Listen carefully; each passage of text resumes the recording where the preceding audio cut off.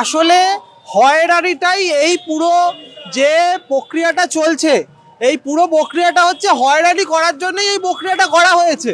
আমরা প্রথম দিন থেকে বলেছি যে এই যে এসআইআর হচ্ছে, এই এসআইআর আসলে একটা বেআইনি প্রক্রিয়া এবং এর সঙ্গে আগের যে ইন্টেনসিভ রিভিশনগুলো হয়েছে সেগুলোর কোনো মিল নেই।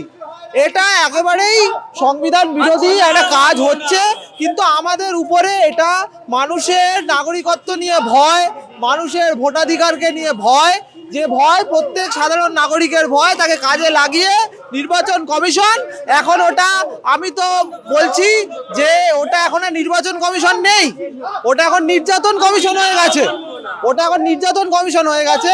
এবং এরা আসলে চাইছে বাংলার বহু মানুষের শুধুমাত্র ভোটাধিকার নয়, নাগরিকত্বের প্রশ্নকেও ভালনারেবল করে দিতে, যাতে আর কখনোই বাংলা, যে বাংলা বিজেপির বিরুদ্ধে সরাসরি ভোট দিয়েছে, যে বাংলা বহুদিন ধরে বিজেপির চোখে চোখ রেখে লড়াই করে গেছে, সেই বাংলা যাতে আর ওদের ভোটে না হারাতে পারে, সেই জন্য বাংলাকে টার্গেট করে, বাংলাকে সামনে রেখে আজকে ওরা এই এসআইআরটা চালাচ্ছে।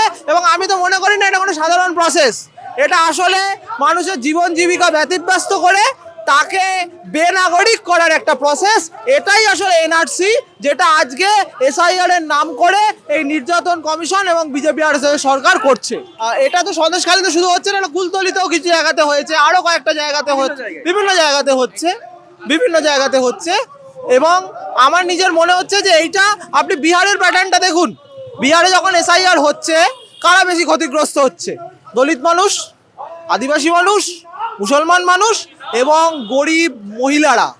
অর্থাৎ যে মানুষের যে কোনো রকমের নথি থাকার গুরুত্ব আসলে অনেক বেশি, তাদের সামাজিক জীবনে, অর্থনৈতিক জীবনে নথির গুরুত্ব অনেক বেশি, কারণ তারা সামাজিকভাবে দরিদ্রতর শ্রেণী থেকে আসেন। এদেশের মুসলমান শুধুমাত্র মুসলমান নয়, এদেশের মুসলমান সে গরিব মুসলমান, তাকে দিনের পর দিন ব্যবস্থা বৈষম্যের মাধ্যমে সেই মুসলমানকে গরিব করে রেখেছে, দলিতকে দলিত করে রেখেছে, আদিবাসী মানুষের অধিকার দেয়নি। মহিলাদের, গরিব মহিলারা আজকে যারা, আমি তো বলবো যে পশ্চিমবঙ্গ রাজ্য সরকারের বিভিন্ন স্কিমের মাধ্যমে আজকে যারা খানিকটা অর্থনৈতিক স্বনির্ভরতা পাচ্ছিলেন, তাদের জীবনকে ব্যতিব্যস্ত করে তোলা হবে।